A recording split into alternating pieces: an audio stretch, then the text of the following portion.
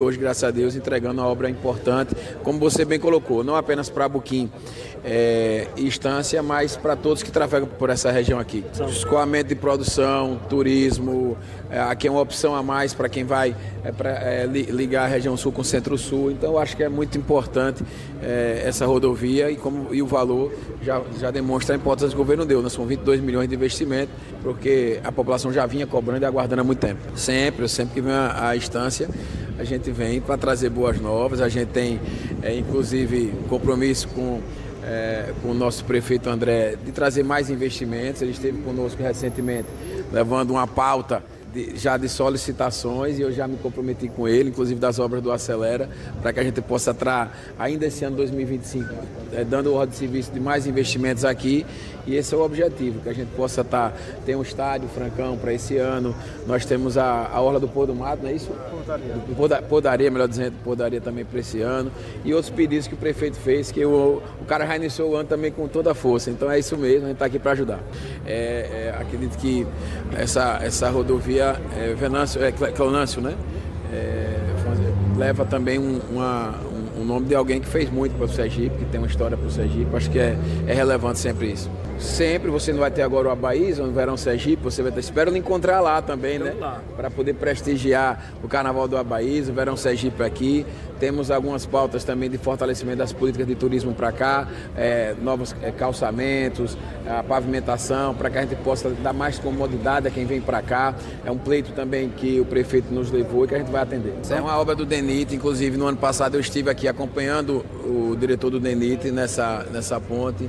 A gente já vem falando com ele dessa situação, os técnicos do DENIT estão acompanhando, é uma ponte federal, mas obviamente que por ser no estado de Sergipe a gente se preocupa, e o Pôr de Estância cobra também uma expectativa. A gente teve agora fortes chuvas por todo o estado, a gente já viu os estragos que as chuvas fizeram por conta justamente da sua intensidade. A cada ano que passa, as mudanças climáticas vêm fazendo com que as chuvas venham com mais força, com mais intensidade, causando mais danos, o que demanda mais investimentos também, mais cuidado por parte da gestão pública, seja ela municipal, estadual ou federal. Ok, está aí então a palavra do governador Fábio Mitidieri sobre a rodovia que foi totalmente reestruturada, a 282 SE, que liga os municípios de Estância a Buquim. Uma rodovia, inclusive, que foi rebatizada com o nome de Venâncio Fonseca, uma homenagem justa a esse boquinhense parlamentar que fez história na vida pública de Sergipe, um grande parlamentar que tem o seu nome emprestado à rodovia que liga os municípios de Buquim e Estância, que foi hoje totalmente entregue à população, totalmente reestruturada. É uma rodovia importante não somente para o turismo, mas também para o escoamento da produção. É a economia, exatamente. Exatamente, a economia, a produção citrícola principalmente, já que Buquim e aquela região em torno de Buquim também são municípios altamente produtores de laranja, e o escoamento é pela 101. Então, para chegar até 101, tem que vir por essa rodovia. Buquim em toda a região. Arauá, Pedrinhas, enfim, toda aquela região ali está sendo bem servida agora com esta rodovia que liga Buquim à Estância. São 17h17, viu, senhor? Coincidência. Olha a hora da coincidência. Vamos falar um pouquinho, já que falamos de rodovia, vamos falar um pouquinho sobre o transporte urbano, o transporte da Grande Aracaju. Essa questão que vem se arrastando aí desde o meio do ano passado até o final do ano, e ainda continua engasgada na gestão e nas gestões, né, dos municípios da Grande Aracaju. Aracaju, Barra, Nossa Senhora do Socorro e São Cristóvão, que integram o consórcio do transporte metropolitano. Há também descontentamento de empresário com relação à administração passada. É sobre isso, né, Herói? E a expectativa com os novos gestores, né? Exato, e com o que vem por aí, né? Se a licitação vai valer, se não vai, como é que fica. Então, Herói Ribeiro agendou agora uma entrevista interessante e esclarecedora sobre toda essa situação. Isso. É o diretor-presidente do Grupo Progresso, o empresário Adielson Monteiro, que ao vivo conversa com César Cabral e Herói Ribeiro. Está à sua disposição, pode cumprimentar. À nossa disposição, então, às 17h18. Boa tarde, Adielson Monteiro. É um prazer enorme tê-lo aqui no Balanço Geral para esclarecermos com detalhes para os nossos ouvintes toda essa situação envolvendo os empresários e o transporte público de Aracaju. E a reclamação que as suas empresas têm perante a administração passada do município de Aracaju. Boa tarde, Adielson. Aqui o Balanço Geral com César Cabral e Herói Ribeiro. Boa tarde, César Cabral. Boa tarde, Heron, e todos os ouvintes da Rádio Jornal, essa rádio, né, que tem história no estado de Sergipe. É verdade, é uma rádio realmente que, como você bem disse, faz história, fez e continua fazendo história no estado de Sergipe, informando e formando a opinião pública. E prestando serviço, que é o mais importante. Exatamente, como agora. Por exemplo, Adiesso Monteiro, eu ouvi declaração sua pela mídia, pela imprensa, com um tom de reclamação, um tom de insatisfação com relação à administração que passou, tipo assim, perseguição com as suas empresas, falta de boa vontade, enfim, o que de fato ocorreu entre a administração passada e a empresa, as empresas que você administra no transporte aqui na Grande Aracaju, Adiesso.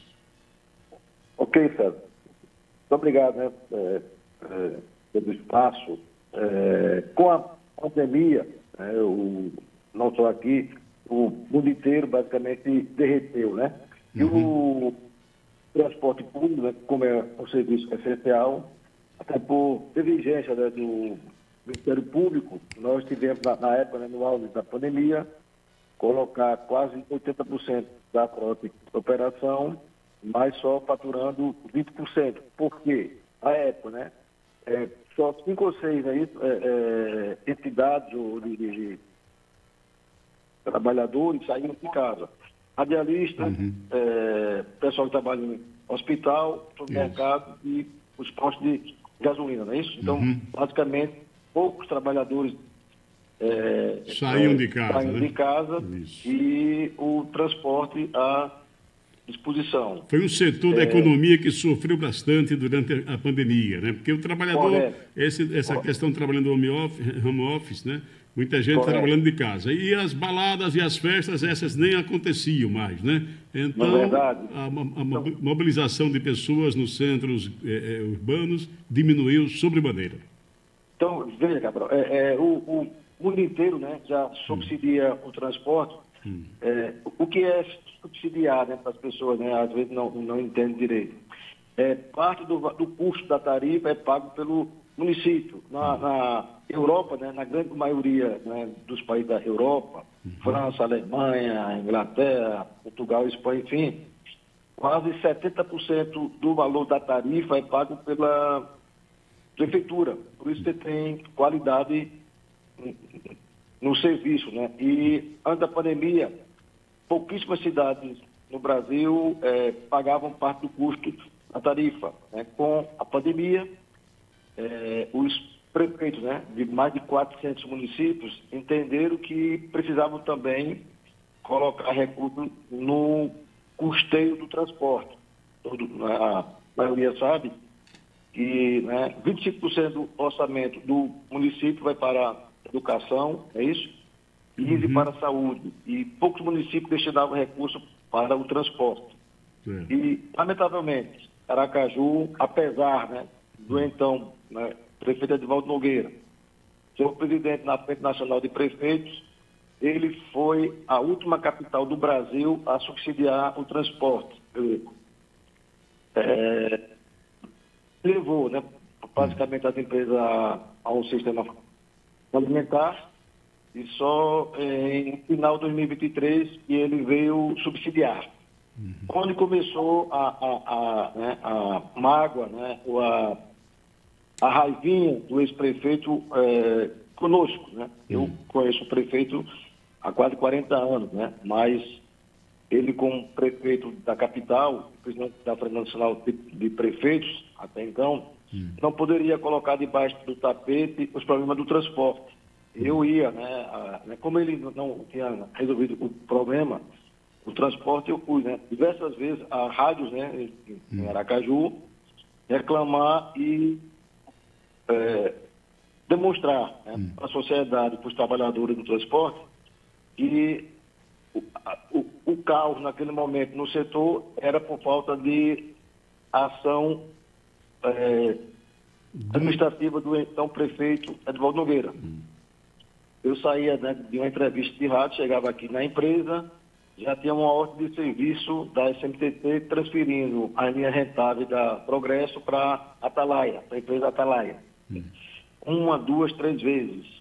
Eu fui ao prefeito, isso há 3 anos quase, saber por que, né, ele, ao invés, né, de resolver o problema do transporte, estava transferindo as linhas rentáveis da Progresso para a empresa Atalaia. Ele me disse no gabinete da prefeitura, né, que não é dele, é da prefeitura, que o novo amigo dele era Alberto, da empresa Atalaia. Eu pedi para ele... Ele disse isso a você, textualmente? Disse textualmente, eu pedi para ele repetir, ele repetiu. Eu disse, prefeito, a Progresso tem mais de 70 anos de história. Não é justo que você queira destruir uma empresa que tem uma história. Ele fez... É da política. E não é da política, né? O papel do gestor público não é destruir uma empresa ou o segmento para privilegiar outros, né? Então, eu falei que se a Câmara Municipal de... Isso ocorreu em que época do ano? Em que ano, em que época? Isso deverá fazer agora em março, uns 3 anos. Março, abril, né? 3 anos, foi 2020, final, né? 22. 2023, enfim. 2022. E, veja, senhores aí, né? Heron Ribeiro, César Cabral, né? Tem uma ação civil pública, né? Obviamente, né? Patrocinada pelo Ministério Público de Sergipe, com mais de 55 folhas, acredito, mostrando todas as falhas e o direcionamento da licitação para a empresa Atalaia. Quem está dizendo isso não sou eu. É o Ministério Público de Sergipe e foi acatado pela juíza de primeiro grau. Então, como o prefeito disse na época, né, que o novo amigo